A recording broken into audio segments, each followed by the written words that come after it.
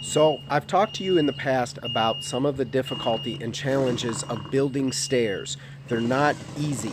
Technically, from a mathematical standpoint, it works out just like rise over run. You look at the hillside behind me and you say, okay, let's say we've got 15 feet of height differential and we've got a 6-inch stair, that's going to equal 30 stairs. And then we figure that at the depth of each stair being 12 inches, you're going to have about 30 feet. And then you look at it and you measure, do we have 30 feet? And it technically should all work out on paper by the math. But when you get out in construction, sometimes things go wrong. So today I want to show you something that didn't go right that we're about to fix and what happened and how it could have been prevented. Right here we started building the stairs often as we normally do. And the one thing I want to point out is these first 7 or 8 stairs or so, these look from an aesthetic standpoint, they're fantastic. They look great, they're solid, they're strong. We've got a nice right and left side on each of the stairs.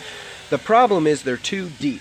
We've got 3.5 timbers exposed, each timber being 6 inches, so that gives you roughly about 20 inch of tread depth. So we get up about 7 stairs and we've run out of earth. We're too deep into the earth. If we keep going up like that, we're going to be basically excavating this entire hillside, and here's part of the result of that is that gigantic pile of dirt.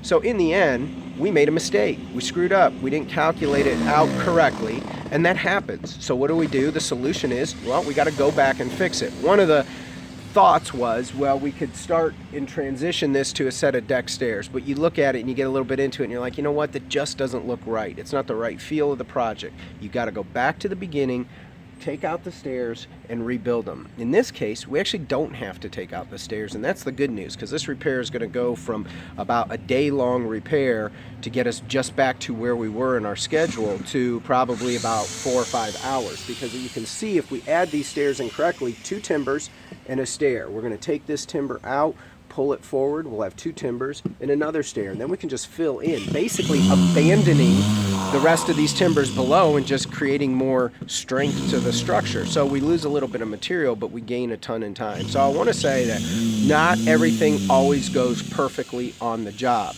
but when it doesn't, you go back, you take your time, you figure out what went wrong. How can you avoid this in the future? By doing a little bit more of the math work up front, which frankly on this project we didn't do it down to an exact. We looked at it, we based it off of our experiences on other projects and did not account for just how incredibly steep this hillside is. So had we done that, we probably would have saved ourselves a headache, but you learn a few lessons the hard way sometimes, just as we did here, and we won't let that happen again in the future. But you go back and you do it the right way. It takes a few hours, but everybody's happy, and during the entire process, you keep the customer involved, and you keep the lines of communication open, you acknowledge what you should have done differently, and then you just do the right thing.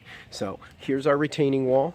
This is going to look fantastic when it's done. We're going to get rid of this dirt today. We're going to take it, we're going to haul it out of here, we're going to dump it at our shop, and we're going to use it for another project.